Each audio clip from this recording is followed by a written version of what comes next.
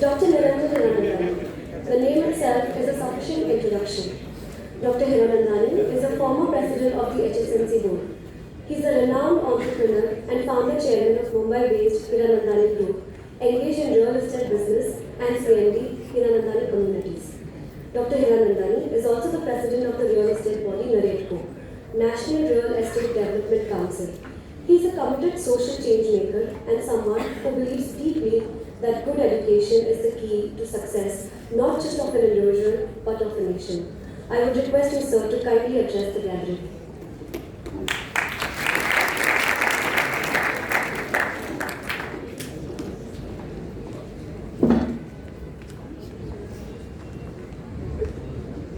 Good afternoon, everybody. It's a delight to be over here.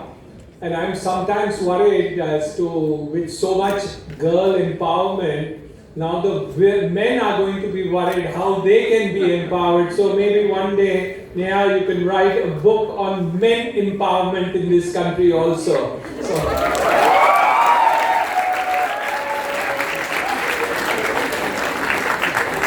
I'm delighted this Jacqueline Baba has come and joined us here today. She's coming from the Harvard School of Public Health, and Neha Hiranandani has also studied from Harvard, so it's really a delight that you are here, and it's wonderful. Thank you, Principal, for organizing this kind of program, and I'm very happy to be here this afternoon to do it. The fun of this entire story is really how women have been empowered in India far more than any other country in the world. The US Constitution was started in 1776, where only the white men who had lands were entitled to vote. They were the only ones who had franchise. The white men who were also not having property got franchise in 1828. And the women got franchise in the United States of America only in 1928. So from 1776 to 1928, women did not have franchise in the most powerful democratic country of the world. But India was different.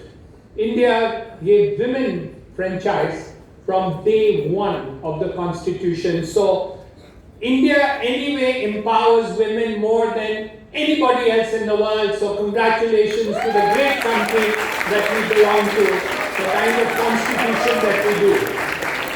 We also had earlier women to be Prime Minister, Indira Gandhi. We also had an early woman president in Pratibha Patil. So this was also much earlier than any other country in the world had women to lead those countries.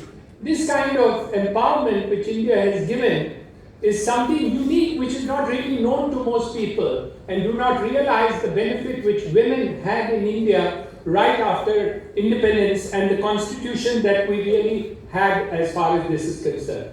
Why go very far?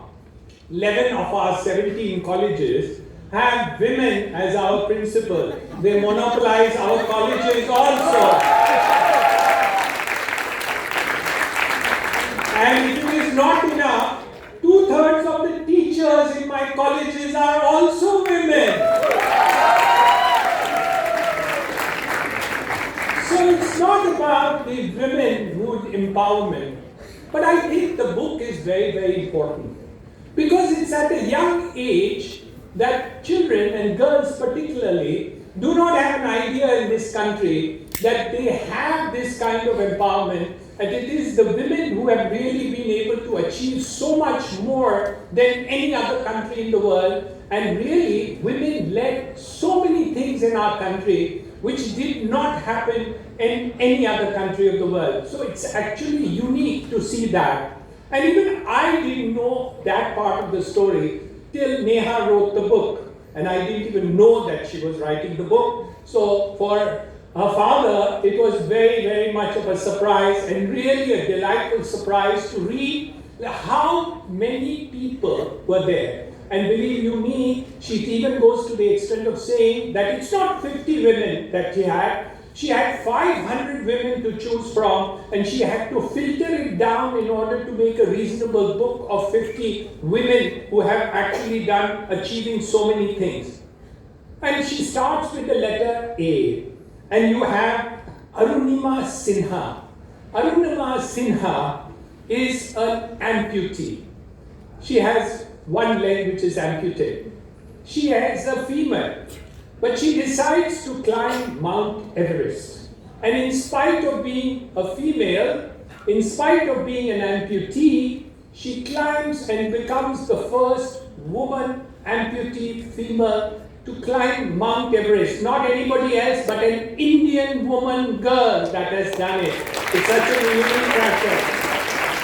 And it's various segments of society that she talks about. And I still stick to alphabet A. Asima Chatterjee, she discovered medicinal properties in various flora and fauna in this country. And that is what has been the basis of cure for malaria and epilepsy and used all over the world. This is the kind of woman we have, and she got the Padma Bhushan from the government for the woman empowerment that we have. This is the kind of stories that we hear about 50 great women. But the book doesn't really give you the full idea, and that is why it's extremely important to understand that when we talk about 50 women, I want to share with you that each and every woman has that empowerment. I can tell you about the wonderful things that we've done. And Neha, in spite of so much occupancy with two lovely little babies that she had, she could write the book on the side while she was doing and upbringing two babies and my two grandchildren, to be able to do that simultaneously and do the great book. So the multitasking which is there is not the capacity of many men. They are very focused and want to do a single item and believe that if you do one thing in your life, you are a superhuman and a superhero. But women have that capacity to multitask.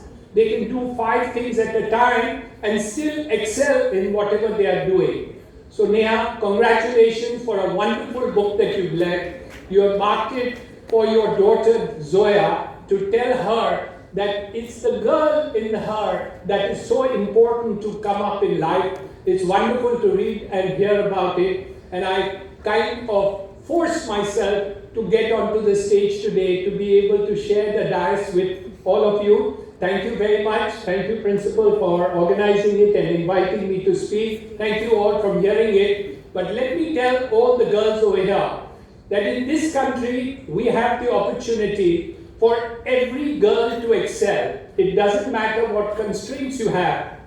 And the wonderful stories that we read about to tell each one of you that we can all reach the moon.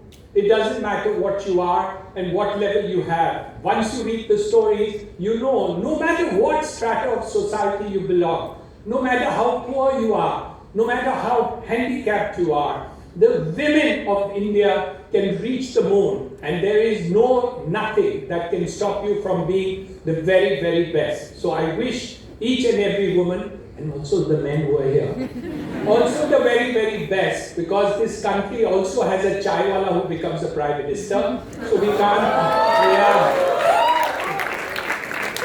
So there is no reason why anybody cannot achieve any possible thing that you can have. Congratulations to each and every one of you for being really positive about these stories, and we wish you all the very best. Many girl powers to you, and also the Indian power really supreme. Thank you, and wish you many, many writing of the book. Thank you very much.